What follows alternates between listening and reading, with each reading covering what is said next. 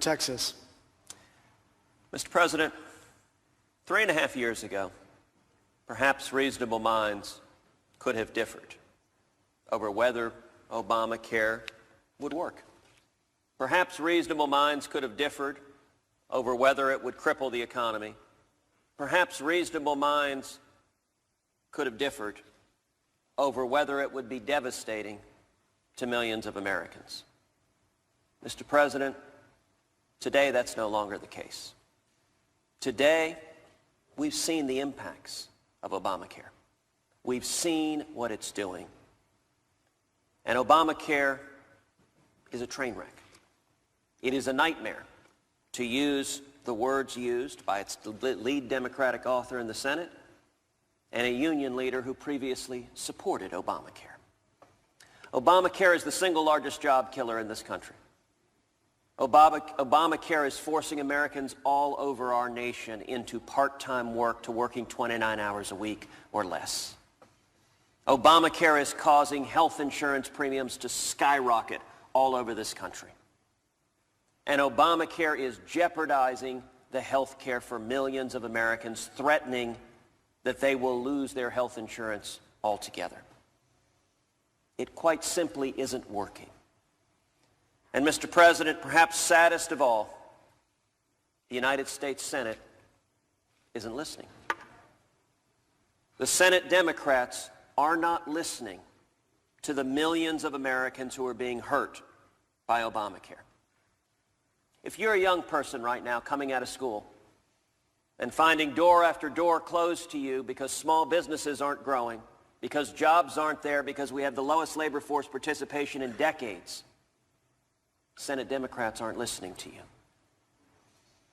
If you're a single mom right now, perhaps waiting tables at a diner, and you're seeing your hours forcibly reduced to 29 hours a week. 29 hours a week are not enough to feed your kids. But that's what Obamacare is doing to you. And Senate Democrats aren't listening to you. If you're a recent immigrant trying to raise a young family, working hard, and seeing your health insurance premiums skyrocket, and you're wondering how on earth you're going to be able to pay these rising premiums while still meeting the needs and expenses of your young family, Senate Democrats aren't listening to you. If you're retired, if you're a person with disabilities, getting notice from your insurance carrier that the policy is going to be dropped because of Obamacare, or if you're concerned that you will be getting notice, as so many others across this country have been, Senate Democrats aren't listening to you.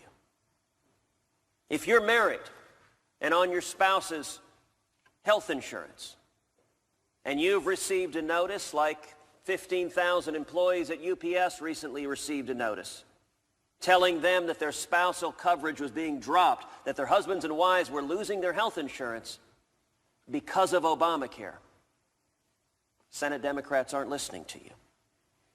If you're a union worker, working hard to provide for your family to seek the American dream, and you're discovering that the health insurance that you like, that you've worked for, that you paid for, is going to be taken away from you because of Obamacare, Senate Democrats aren't listening to you. Now, perhaps, Mr. President, some might say, how could it be that this is happening? Surely Senate Democrats would listen to the American people if that sort of suffering were happening. Well, if you don't take my word for it, let me urge you to take the word of James Hoffa, president of the Teamsters. And I'd like to read a portion of a letter Mr. Hoffa wrote recently to Senate Majority Leader Harry Reid and House Minority Leader Nancy Pelosi. Dear Leader Reid and Leader Pelosi, when you and the President sought our support for the Affordable Care Act, you pledged that if we liked the health plans we have now, we could keep them. Sadly, that promise is under threat. Right now, unless you and the Obama administration enact an equitable fix, Obamacare will shatter not only our hard-earned benefits, but destroy the foundation of the 40-hour work week that is the backbone of the American middle class. That's not me speaking. That's James Hoffa, the president of the Teamsters.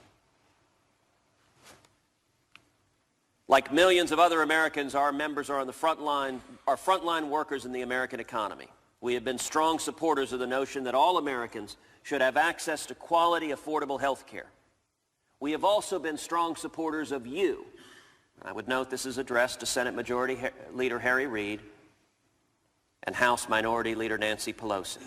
In campaign after campaign, we have put boots on the ground, gone door to door to get out the vote, run phone banks, and raised money to secure this vision, the vision of a Democratic majority in the Senate.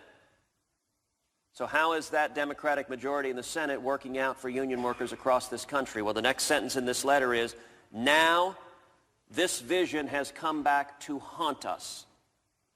Mr. President, I would note this is the exact same sentiment I expressed a moment ago. Senate Democrats aren't listening to you. The letter continues, time is running out. Congress wrote this law. We voted for you. We have a problem. You need to fix it. The unintended consequences of the ACA are severe. Perverse incentives are already creating nightmare scenarios. Note that word nightmare, which I started my remarks by quoting. That's not my word. That's the Teamsters describing Obamacare. Indeed, the letter concludes by saying, on behalf of millions of working men and women we represent and the families they support, we can no longer stand silent in the face of the elements of the Affordable Care Act that will destroy the very health and well-being of our members along with millions of other hardworking Americans. Mr. President, let me note, number one, Mr. Hoffa says millions of working men and women. Not hundreds, not thousands, millions. And what does Mr. Hoffa say is happening to those millions of working men and women? That their health care is being destroyed. And destroyed is the word he used. And what answer do we get today from the Democrats in the Senate? Nothing.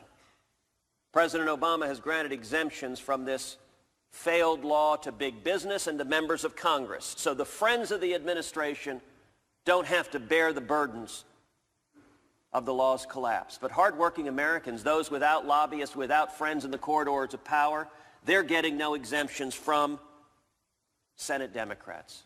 Mr. President, that's wrong. Now, in roughly an hour, if senators vote as they have announced publicly they intend to vote, this body will vote to put back, to restore the funding for Obamacare and to gut the House continuing resolution.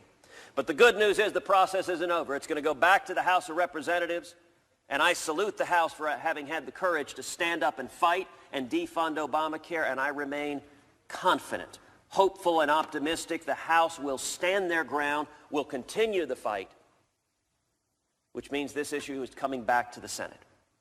And that is good news. That is good news, number one, for Republicans. It is unfortunate that there has been Republican division on this issue. And when it comes back to the Senate, after the House stands their ground yet again, we will have an opportunity for Republicans to come home, for Republicans to stand together. And I very much hope the next time this issue is before this body in a few days, that all 46 Republicans are united against Obamacare and standing with the American people, that we listen to the American people the way Senate Democrats are not. And let me tell you, I hope also that it's not just 46 Republicans. Our friends on the Democratic side of the aisle go home to their states, they listen to their constituents, they are hearing the suffering from the men and women who elected them. It is not easy to disagree with your political party, but at the end of the day, what we're doing here is bigger than partisan politics. What we're doing here is fighting for 300 million Americans across this great country. And so I hope when this issue comes back, when the House stands their ground and sends this back to us, that instead of just exercising brute political power, as this body is getting ready to do, I hope that Senate Democrats begin listening, that they begin listening to young people, that they begin listening to single moms, that they begin listening to immigrants, that they begin listening to people who are retired, people with disabilities, that they begin listening to married people, that they begin listening to union workers, all of whom are suffering under Obamacare. This is an opportunity for the Senate to return to the finest traditions of this body, where we listen to and fight for the American people. That hadn't happened in a long time, but I'm very hopeful that we are in the process of seeing it begin to happen now. Thank you, Mr. President, and I yield the floor. I note the absence of quorum. The clerk will call the roll. Mr. Alexander.